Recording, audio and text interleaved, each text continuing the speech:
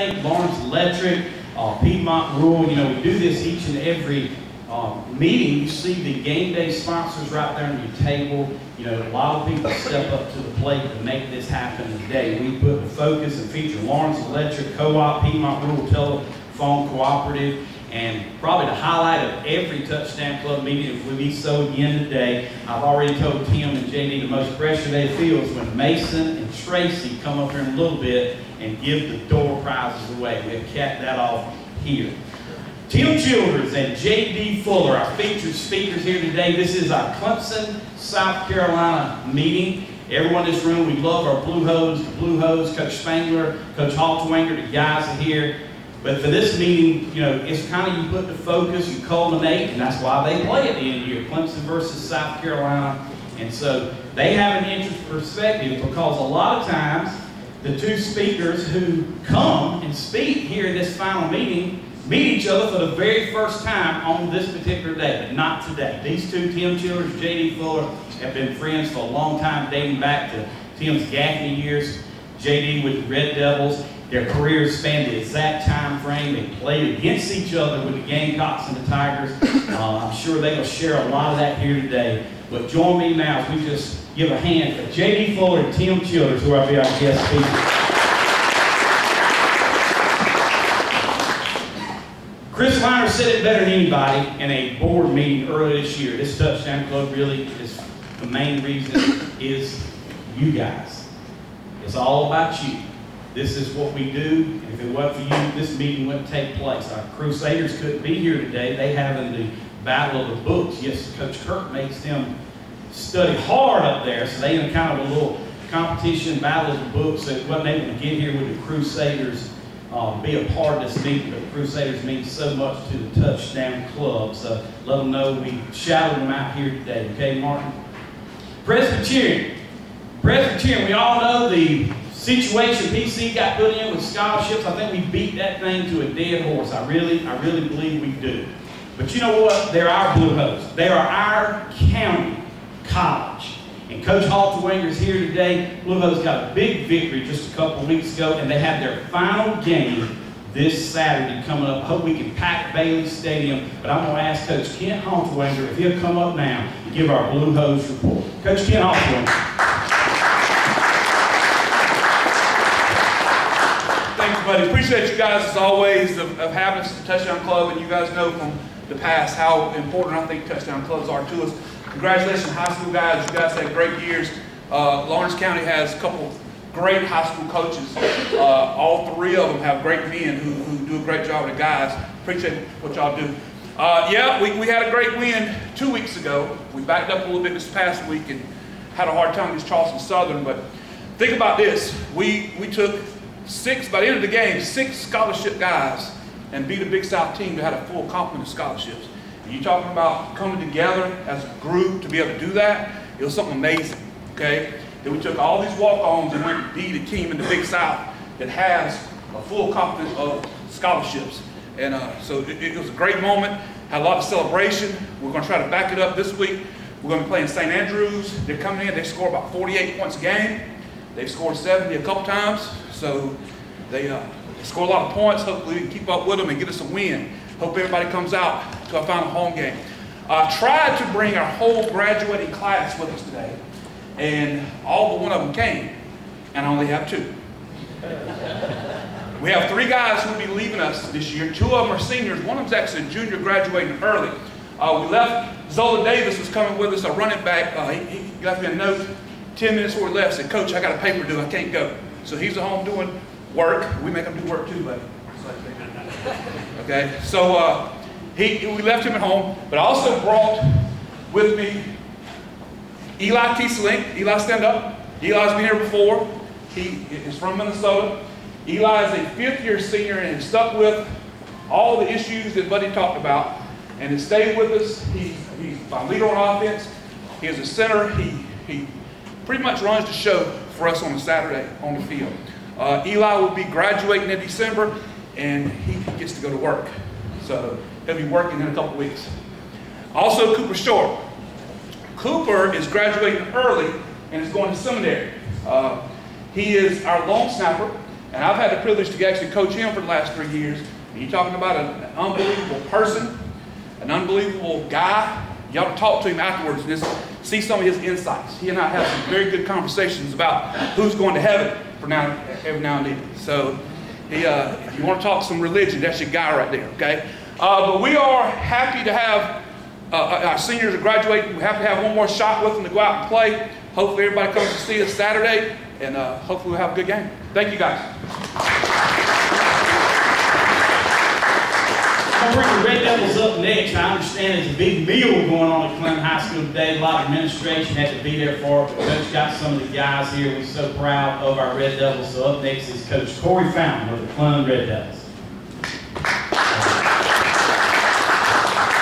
I hope they know me a to-go box for that Thanksgiving meal because it looked really good yesterday when we were preparing. This year we had to play Camden, our last game of the season. It's a pretty rough game, went down there. At the beginning of the game, you know, they're playing music, it's not very loud. I was like, oh, that scoreboard's not too loud, it's real nice. They had this huge scoreboard that probably almost goes from wall to end of the wall. Just nothing but a big TV. It was pretty crazy. But they cranked it up during the game. It got loud. Our guys gave great effort. Camden had about a 7.5-minute drive. Ended up scoring. We drove it down to the 3 or 4 yard line and fumbled. That kind of was the game. And then we were trying to play catch up after that. Our guys played with a lot of heart, a lot of character, and they never gave up. And that's kind of how the year went. As a coach now, it's just you go back and you audit yourself over the past season, see things that were good, things that were bad, where you need improvement, where you can make adjustments, who you're going to have coming back next year, and how you're going to have to make adjustments on offense and defense. And that's what we're doing right now as a coaching staff, and trying to get these guys bigger, faster, stronger, lifting 4 or 5 days a week, doing agilities, strength, and all that 5 days a week. So Keemon asked me when we get back, Coach, we got today off. There's no days off, Keemon. There's no days off. Every day is a work day, but Saturday and Sunday, you still probably need to work on your own. Today I brought Austin Kaufman. He's a senior leader for us. This year his stats were 20 solo tackles, 63 assists, 2 interceptions, and 1 TD. Just been a juggernaut for our defense all year long, a team leader, a captain for us. Out on the field, he's like a coach, and he's been great for us this year. I really appreciate what he's done on and off the field. Great young man. Couldn't ask any more from him. Great kid. I brought Greg Sanders. He's been called the Swiss Army knife of our team. According to Coach Bennett, calls him the Swiss Army knife. He can block, he can run the ball, he can catch the ball, he can tackle if he needs to. Wherever we need to put him, he's willing to do it, and everybody needs that kind of guy. He got 63 attempts, 327 yards on the ground, and 4 TDs, but the biggest thing he did was block his tail off. He was the most unselfish player we had on the team. Darian Grant, senior offensive lineman, helped us a lot. We had to run to the left a lot because Darian Grant and Jacob Hall were on the left side of our line, and we ran to their side a lot. He graded out at 87%, had 36 knockdowns. One of the leaders on our offensive line. Jacob Hall, another senior left tackle, graded out at 89%, 30 knockdowns. And those guys are trying to find a home in college to play, and we're pushing them as hard as we can to different coaches in the state and out of state, try to get them a place to play next year. Junior Keemon Quarles brought in with us today, running back, rushed for 798 yards on 134 attempts, 4 TDs. Also had 162 yards receiving with 2 TDs. Great player for us. Look for him to be a leader for us next year. Like I said, nobody's satisfied with this season this year. You're happy to make the playoffs, but then again, that's not our goal. Okay, it's a start for this season, but we have bigger and better goals that we're looking toward next year. Okay. Thank you, Coach. Let's go ahead and bring Coach Liner up. I just want to tell the Raiders, I already told him privately that it was kind of given that y'all were going to be good this year. I mean, it really was. But as week by week went, the eyebrows started getting raised. Okay, they did. And your season came to a close just recently. And I want you to know, everybody in this room, from the Red Devils, Crusaders, will acknowledge the season you had. You were the champions in your region. You had a great season. Coach Liner, come on up. Coach Chris Liner. First of all, let me apologize. I was just dragging guys out of class this morning, asking them to come over here. When I woke up this morning, I thought it was Wednesday. And I'm a routine guy, and I don't like change, and I don't like not still playing. So I woke up this morning, getting ready to do a practice schedule, and I don't know why, but I thought it was Wednesday. So normally I make them wear khaki pants and a belt, but I was dragging them out of class to get them to come over here today. So those of you that like to judge, just judge me for that, okay? Second thing, and Buddy mentioned this earlier, really appreciate all the ones that changed this format for the Touchdown Club this year. I've been to several Touchdown Clubs. I grew up going to one just about every other week. And the way this Touchdown Club, the format and the way it's being run right now is better than all of them. It really is. Being able to honor kids each week, not just players of the week, allowing us to come on Thursdays. I really believe that was 99% of the reason that we were good this year. It's really been a blessing to be able to come on a non-stressful day. Not that every day is not stressful, but it's really made a big difference in my attitude and our players' attitude when you're not getting ready to kick it off in just a couple hours, and so many things as a head coach that you probably don't realize goes on, especially when you're OCD like me. That the meticulousness can get a little overboard, to be honest with you. So thank you so much for y'all allowing us to do this. Hopefully it'll continue to be this way, because it's certainly been a blessing for our guys. Buddy touched on it a little bit earlier. Our season ended not the way we wanted. 2 weeks ago we played Blythewood in kind of a crazy game. We won 42-40, and then we ran into a buzzsaw with Burns this past Friday night. I really thought that playing in the pouring down rain would give us an advantage, maybe level the playing field, so to speak, a little bit, because they've got some very talented players, and so do we. But they didn't turn it over not one single time. And they're a shotgun zone team, which I really thought would cause them some problems with the nastiness and all that, but it didn't. But I still wouldn't have canceled that game. I don't care if it had rained a million buckets, I wouldn't have canceled that game. So we felt like that was the right thing to do, but it ended up not working out. Our guys did have a great year. Our program this year, we were 17-3. Our JV team was really, really good. And then our varsity team did some things in Lawrence that hadn't been done in quite some time. Most importantly to me as the head coach is they did it with class. I think if you see our guys around town, if you see them in the community, we're at a point right now where we've got a lot of kids that we can be really proud of. Kids that kind of remind us, probably for a lot of you, some of the guys that you grew up with. In fact, when a lot of the college guys ask about our players, I tell them we got throwback kids. We got 60s and 70s and 80s kids that understand the meaning of hard work. They understand commitment. They understand loyalty. They understand family. And they really do. And that's not just coach speak. That's not me throwing coaching cliches at you. That's just the God's honest truth.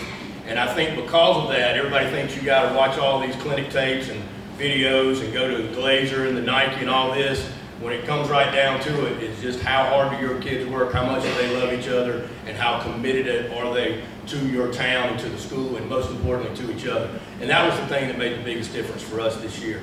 I brought a lot of our guys with us today, and I'm just going to introduce them to start with. I'm going to start with my older guys first.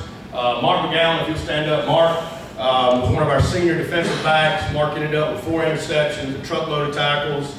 Maybe one of the most improved players I've ever seen in 23 years of coaching, from where he was last year to where he is this year. Mark's going to play on Saturdays. I'm not real sure where yet, but Mark is a class guy, and whoever gets him is getting an unbelievable player and an unbelievable human being. Dwayne Martin, Dwayne again, and I hate to short Dwayne sometimes, but Dwayne is Lawrence football. Dwayne's a finalist for Mr. Football. If you read the letter that we sent in to recommend for him, you would understand what I'm talking about. He is somebody that you want as a Mr. Football in the state of South Carolina. He has all of those attributes that you would deem positive if that's somebody you want representing your state.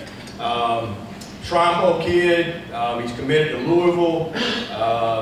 He doesn't know some of this, but he's also our Region Player of the Year. I was going to wait and tell you that at the banquet, but what the heck.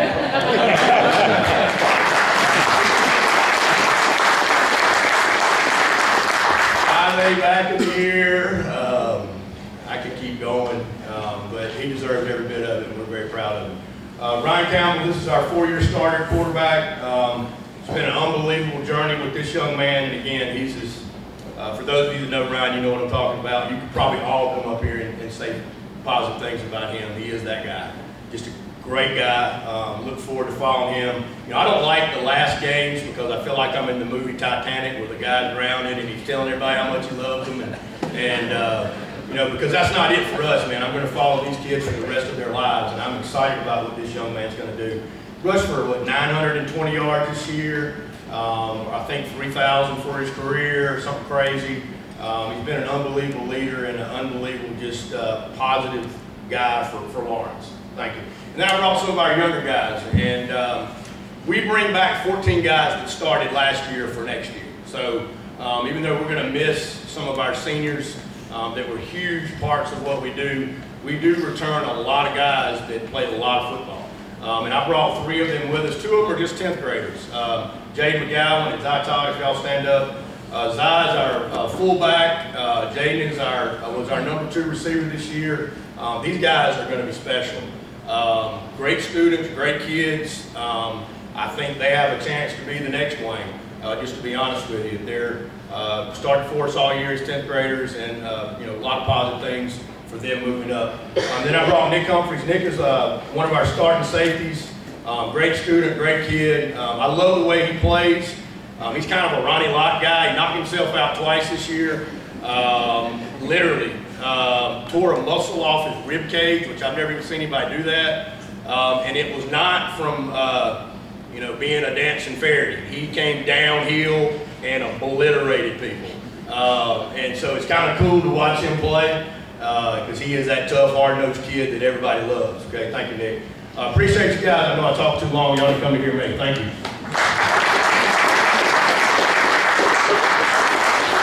Young man, you don't know it, but the Ronnie Lott of Clemson Tiger football is sitting right there. I'm not going to steal his thunder, but he's not that many people, including himself, in his Tiger career.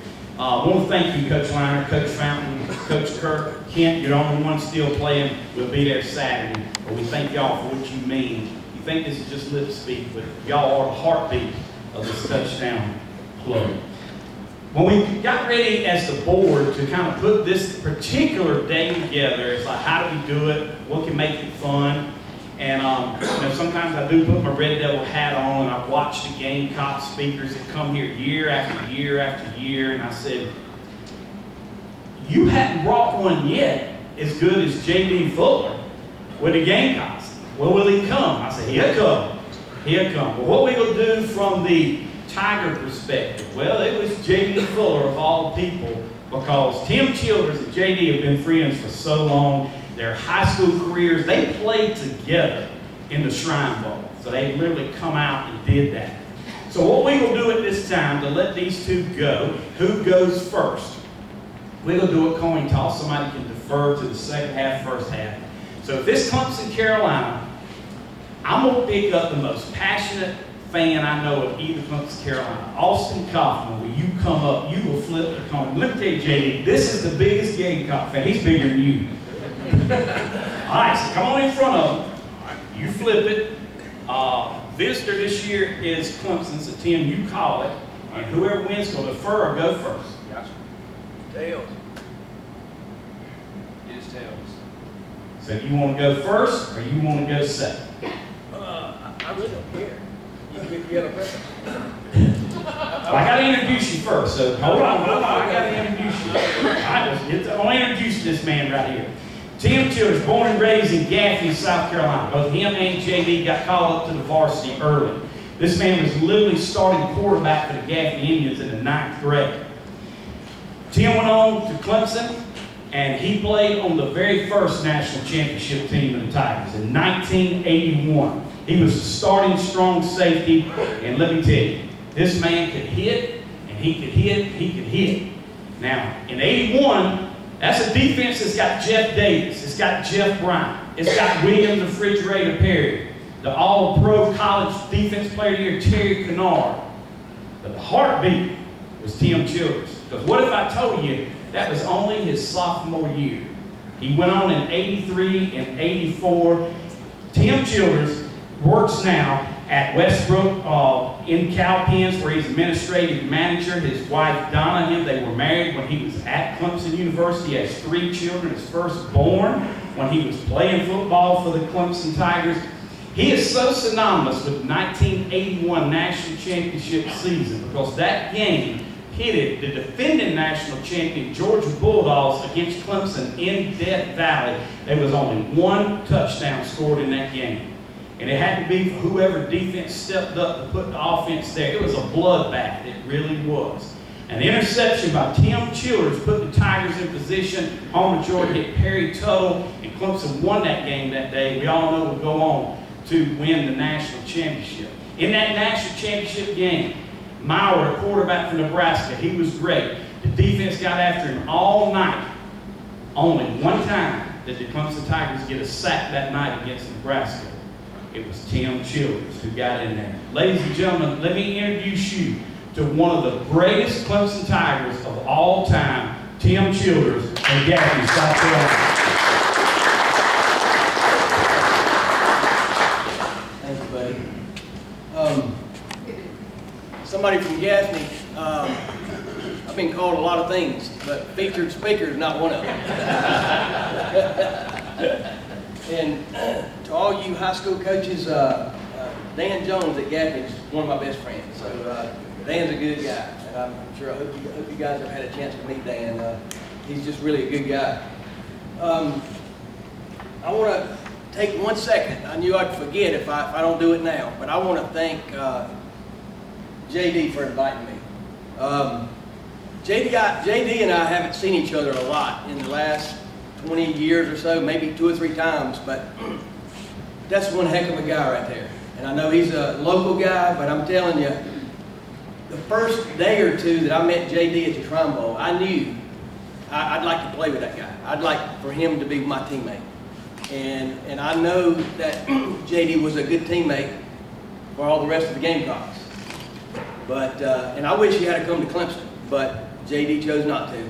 But I just wanted to say, thank you, JD, for inviting me. I'm glad to come, but I'm not a featured speaker. I'll be glad to talk about the Clemson-Carolina rivalry.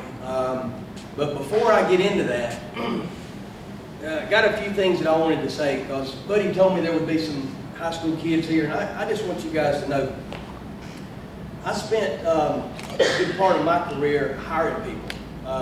And football is a game that we all love. I love it. I know you love it. You wouldn't be playing it because it's too hard. But there's a lot of similarities between the working world, real life, your life after football, and how you practice. And I was jotting down a few notes last night because I asked Harold Nichols, well, what do you want me to speak on? He said, just wing it.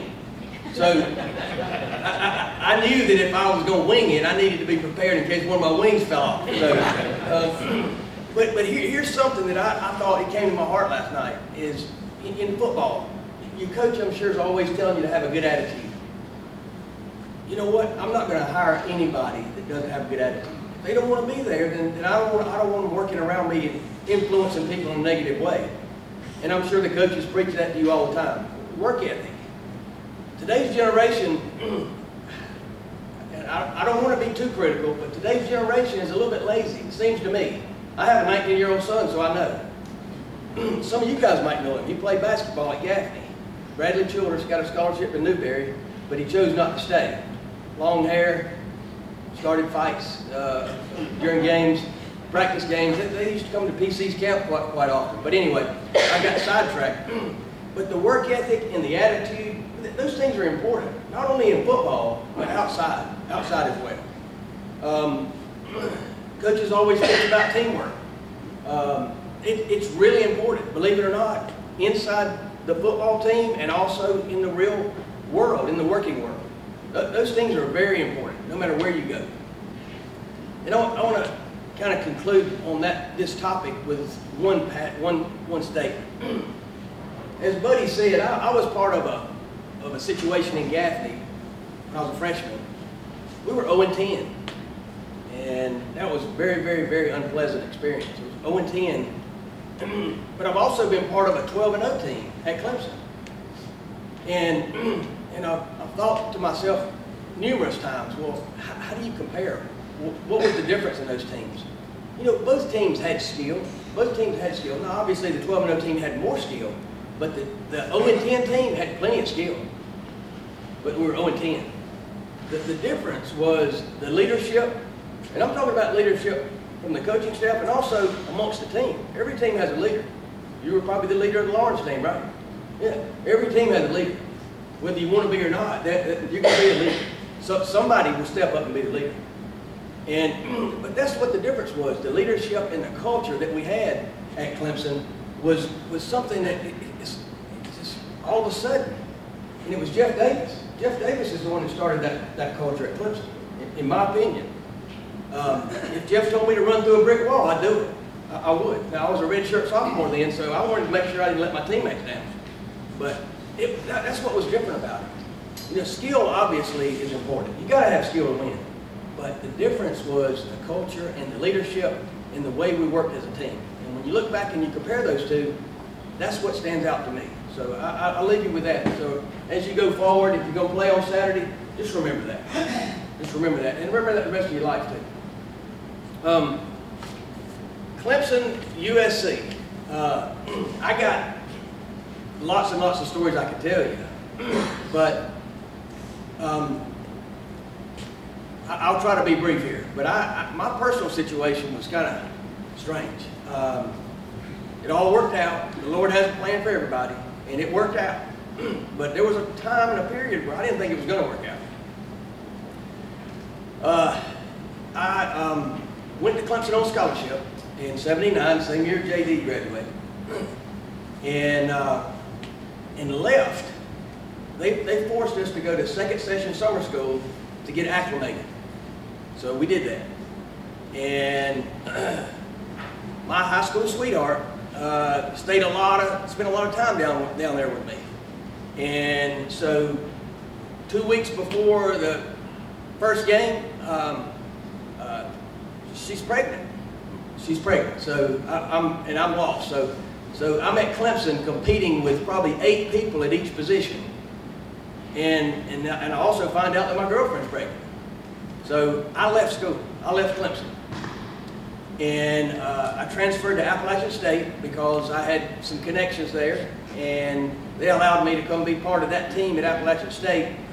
I was ineligible, but I transferred up there like 2 weeks before the first game and got in school. Thanks to my father-in-law, Coach Richardson, Bill Bradley. But I got in school. And toward the end of that semester, I wasn't happy. Wasn't happy at all. And my grandfather came to visit me one day and said, you look like something's bothering you. And I said, you know, Granddaddy, I said, I don't really want to be here. I'd like to go back to Clemson. He said, look, let's call Coach Ford. If he won't give you your scholarship back, he said, I'll pay for your way back. So that gave me the confidence to make that step.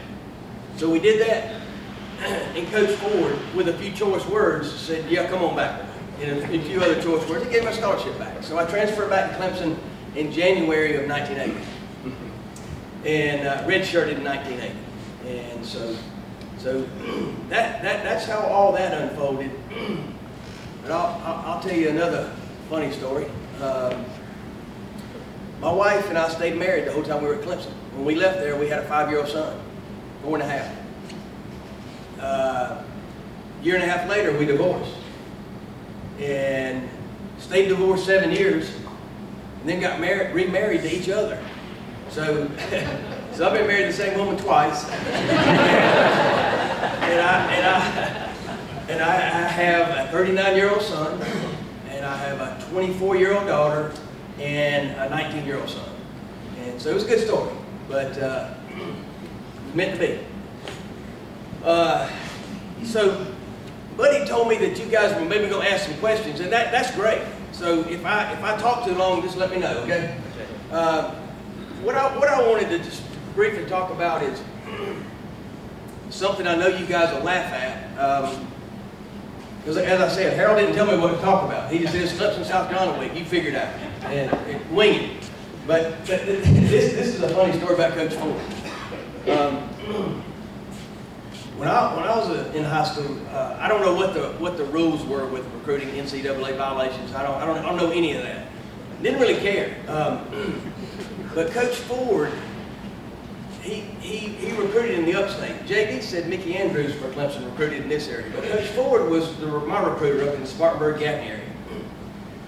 So Coach Ford comes by Gaffney High School one day, and he goes into the office and says, "I'd like to see Tim Childers." And so they look at the roster and they say, "Well, Coach, he's not here today." He knew where I lived. So he leaves the high school, drives to my house. Well, guess what? That was one of the days, the one day of my high school career that I played hooky. And I'm just kidding. But I had laid out of school that day. And about 4 of my friends had laid out of school that day too. And we were all sitting at my parents' kitchen table. My parents both worked. We didn't have alcohol. Okay, we didn't. My parents didn't drink, so thank goodness we didn't. But we were playing poker. So we're all sitting at my parents' kitchen table. The doorbell rings, and we think it's another one of our friends who said, "Well, we know where they are," and it left school and was coming to join us. So one of my buddies, Dan Jones, was there with me. Dan was at this table. The head coach at Gaffney. So somebody goes to the door. Answers the door, and here comes Coach Ford walking in. You know, Coach Ford's pretty big. He's 6'5", and he doesn't mince words. I mean, if it's green, if it's red, he's going to tell you it's green or it's red. He's going to tell you exactly how he feels, pretty much all the time. And that's what I like that about him. But Coach Ford comes walking in, and he stops right dead in his tracks, right there, looking at us. There's the kitchen table, and he's standing here looking. Boy, I can't say all the things he said to me, but think about it. I'm a 17-year-old kid, and I'm sitting here about to panic because he's offered me a scholarship already, and now he's coming to check on me, and I'm late out of school. So we're sitting there, and I'm just staring at him, and he's cussing me right and left, and I'm not going to repeat any of the words he said, but he raked me over the coals for at least 5 minutes about why are you not in school? How are you going to get into Clemson if you're not going to be in school and make good grades at high school? So, and so after I took my butt chewing, excuse my language, from Coach Ford, he comes walking over and says, "What are y'all boys doing?" I looked up and said, "Coach, we're just playing 5-card poker." He put his hand in his pocket, he put his change down on the table and said, "Deal me in." And that's a true story. He sat there and played poker with us. About 3 or 4 hands, he played poker with us, and then he got up and gave me another chew and said, "You get back in school." And so anyway, it was a good story. But that was one of the reasons that I like Coach Ford so much, is because if he told you how he felt, and if he didn't like it, you knew it. And if he liked it, he might tell you that. But you knew whether it was acceptable to him, whatever you did. And I really like that about Coach Ford. And JD just didn't get a chance to get to know him good enough, or JD would have come to Clemson too. I'm just kidding. No, I'm just kidding. Look, I don't have any hard feelings to South Carolina. I don't pull for South Carolina on game days, I don't. But my daughter went there. She graduated from South Carolina already. Did I like it? No, I didn't like it. But you can't argue with the fact that both schools are good schools. If you argue over the schools, it's over the football team. It's not about the education. You get a good education in your school. So my feeling about this rivalry is, and I wrote this down last night, is I think the players have mutual respect. I know there have been some issues in the past, but the players respect each other, 100%. Because JD knows what I went through, I know what JD went through, and so the players really, really respect each other. And what makes the rivalry so good is the fans. The fans, I play golf with 12 guys about every Saturday, and half of them are Gamecock fans. So I don't want to go to play golf with guys that are going to be running their mouth at me. And so I never run my mouth. I don't, because I don't want to hear it from them either. But the fans will make the rivalry so good. And I think it's great. I hope the rivalry continues like it is. But I just wanted to say this, that the players typically, I know we had two situations, one 20 years ago and one maybe, I don't know, 6 or 7 years ago where the players got into it. Well, actually, our JD's senior year, my senior year, we got in a fight too. But it was South Carolina's nose guard and Clemson's center. And who knows what happened? I don't know what happened. Do you, JD? You were on the field then. That was on help coming But in the end, when it's all said and done, the players respect each other. I just want you guys to know that, and I think you probably do. But the players respect what each player on each team what they're doing, because we all know what they're going through. But what makes it so, I think, the hatred come out, I think, is all the social media now, and it's the fans. And it's fine. I like it, but I think you got to draw a line somewhere, and there's got to be a point in time in saying, okay, you know, it's a game. It really is a game. I love it. I love I don't love the hatred, but because I've seen it get almost to a boiling point, even with friends and family. With that being said, I just want you guys to know that from a player standpoint, I guarantee you the players on South Carolina's team respect the players on the Clemson team, and I can tell you that's true in the opposite direction. It is. I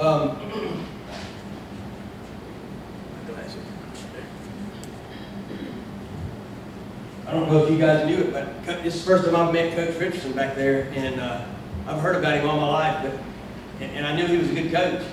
But what I heard about him all my life was his wife was from Gaffney. And I'd like to meet her too, Coach.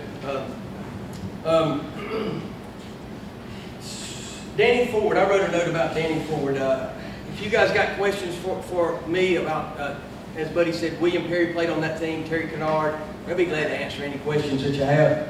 But let me tell you one thing, Coach Ford's practices were tough. They were tough. I don't know if you worked your offensive lineman as hard as he did, but our offensive linemen coming off the practice field on a hot day looked like pigs been wallowing in the mud. It really, all the mud and the dirt in their face, their face would just look like mud was caked on it. Coach Ford worked to death, offensive line. He was an old school coach. And that's, I'm going to conclude with this, and then I'd love to answer any questions that you might have, because I love college football. I do. I love the rivalry, but I'll never, and this kind of goes back to what I said, I'll never hate anyone who plays this sport with passion, including a Gamecock. JD. Over to you, buddy.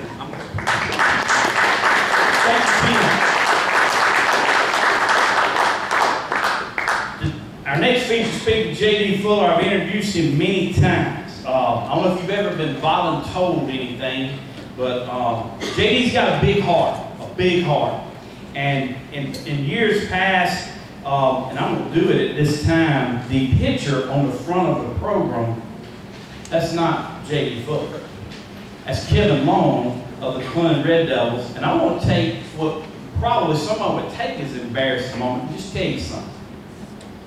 About 6 years ago, JD and his best friend, Columbus Copeland, put on a Hometown Heroes program at Clemson First Baptist Church where he honored his hero, Kevin Long.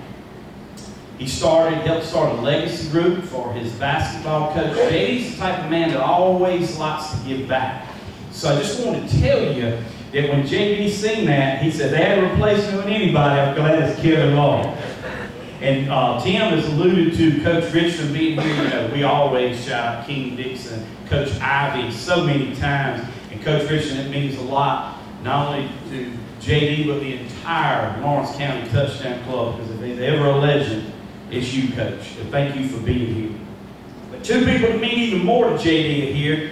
brother David and his mom, Miss Ruth Fuller. That's a wonderful lady right there. Thank y'all for being here today.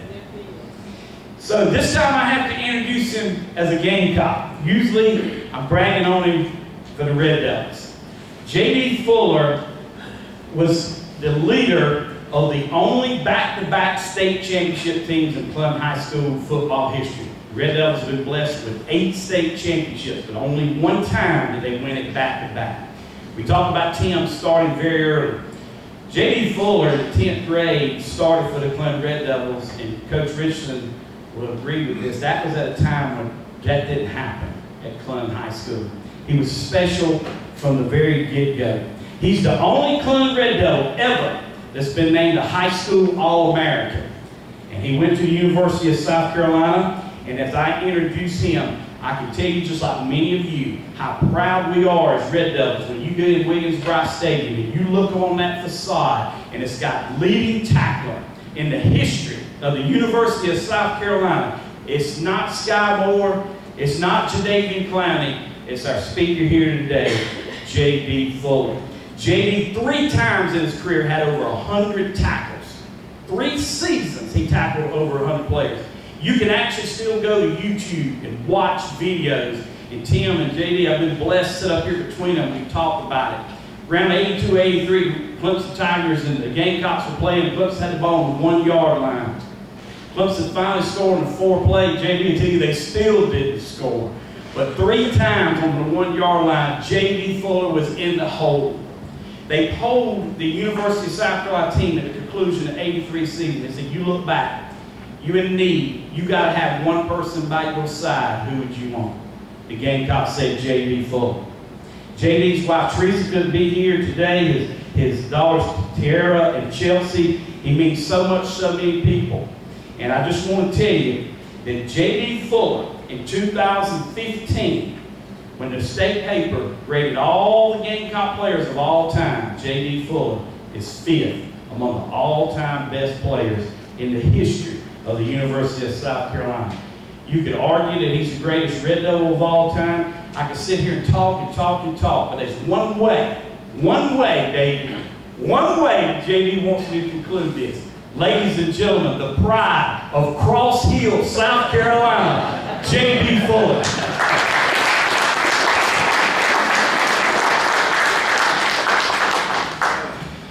Thank you, Betty. I've got some technology going on here, so let me see if I can do this. Well, first of all, let me say that it's really great to be home. You know, getting back to riding into Lawrence County today, I met Tim over at the restaurant over earlier. We had a chance to sit down and talk this year. So thank you to all the folks at the Lawrence County Touchdown Club for the invite and for the opportunity to share with you today. When I played at Clinton High 40 years ago, 40 plus years ago, there was no Lawrence County Touchdown Club. The Greenville News had a touchdown club, and I was invited once or twice. Now, I don't know about the players here today, but when I was in school, the most important thing about these luncheons to me was getting out of class for a few hours and whether the food was good. And the player of the week was nice too. Now, at Clinton High, we used to recite the intangibles before the game. And you see my coach back there, Coach Richardson.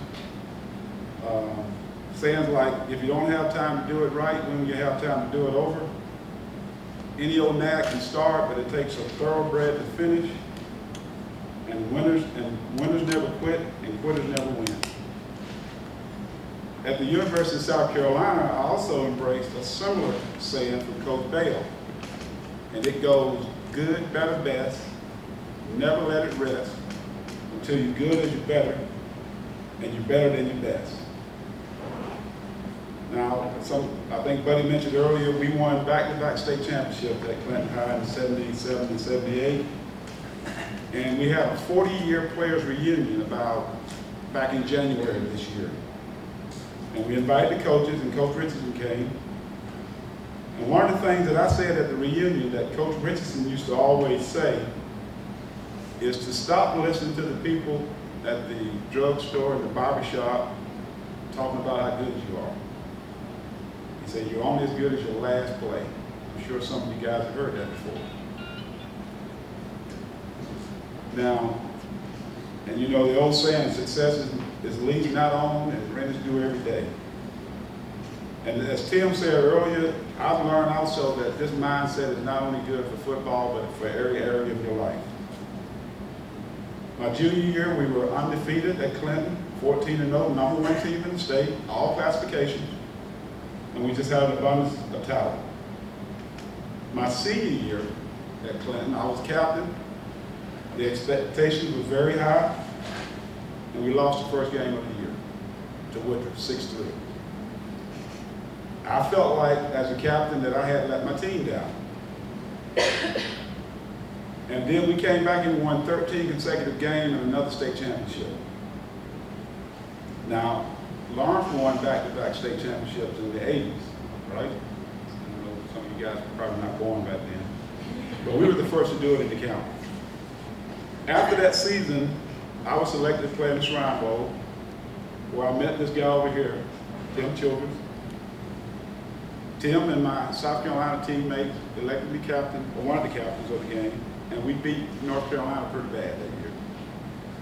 Now, Tim went on to Clemson. I went to Carolina. Tim was recruited by Carolina. I was recruited by Clemson.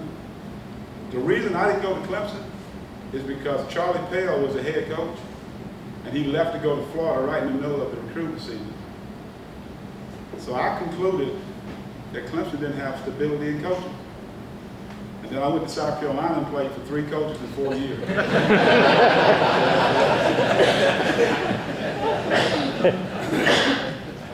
Before playing for those 3 coaches and after graduating from Clinton High, I moved to Columbia 2 days after graduating to work out and work in Columbia.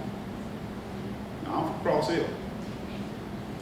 So when I got to Columbia, I was looking for a place to run. And it was so congested. There was no place. There was no big fields, wooded areas. So I went running down I-20. True story. And this highway patrolman stopped me and said, "What are you doing?" And I started to tell him that, you know, I was training for the upcoming football season. And he said, "Listen, son, I don't know where you're from, but you can't run down the freeway."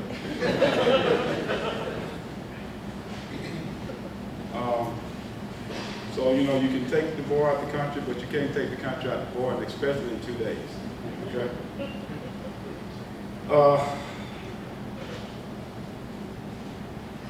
I survived the summer, and we beat Clemson that year in Columbia. One of my best memories of the Clemson game that year is I had the chance to line up with Roscoe Watson, who played at Clinton. He was a senior at Carolina when I was a freshman, on goal line defense, and we ended up stopping Clemson on the 4th down. I got to play on, I was the extra lineman my freshman year on the goal line. Now, Tim and the Tigers got the best of us for the next 3 years.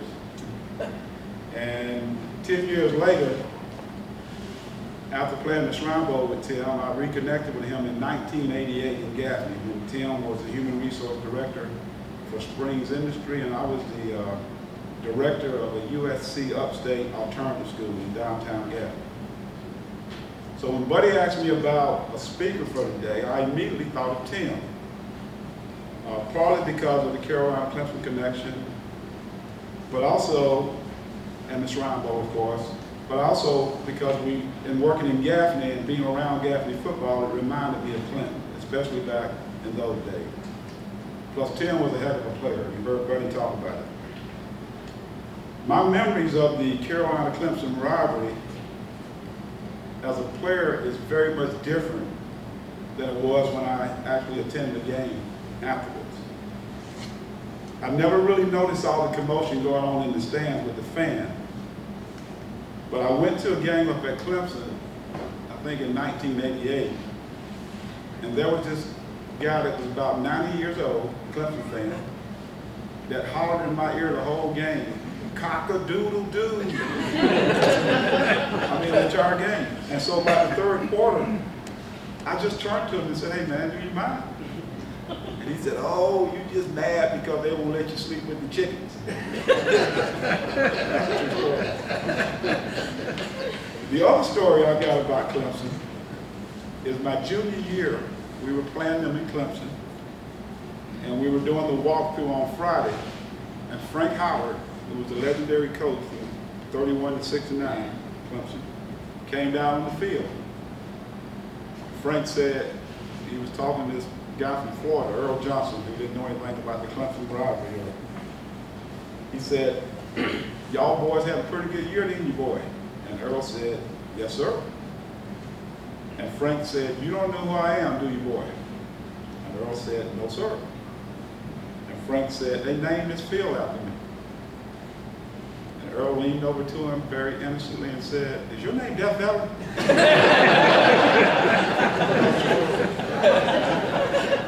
Because after we stopped laughing, we explained to Earl that this is Death Valley Stadium, Frank Howard Field.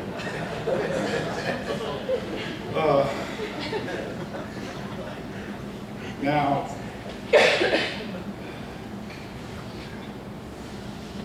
in closing, I have a story about a chaplain that worked for one of the colleges, not Carolina, not Clemson.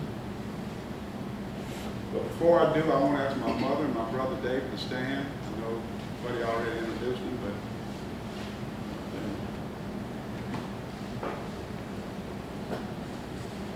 my brother Dave.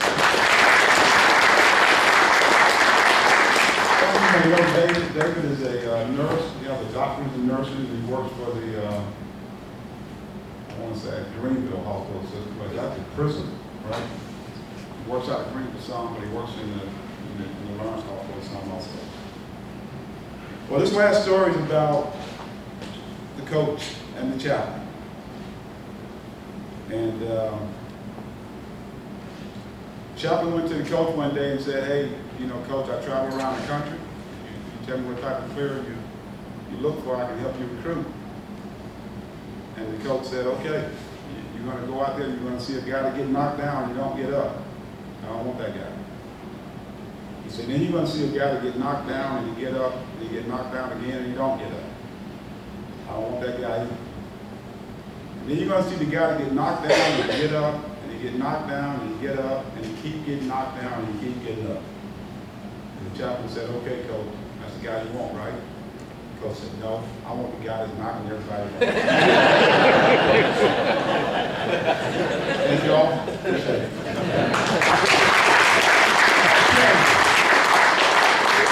Anybody got any questions for Tim or JD? This will be the time. Well, I do. In 2004 is famous for that fight that happened at Death Valley. Tim alluded to it in 1983. That happened at Williams-Brice Stadium. And y'all weren't throwing punches at each other, were you? We both played defense. JD was on the field. I was innocent. I was on the sideline. Our offense was on the field. South Carolina defense on the field. And you can actually YouTube that and go watch it. I've done it. And let's just say that JD was mad. Anybody got any questions? These are two legends right here.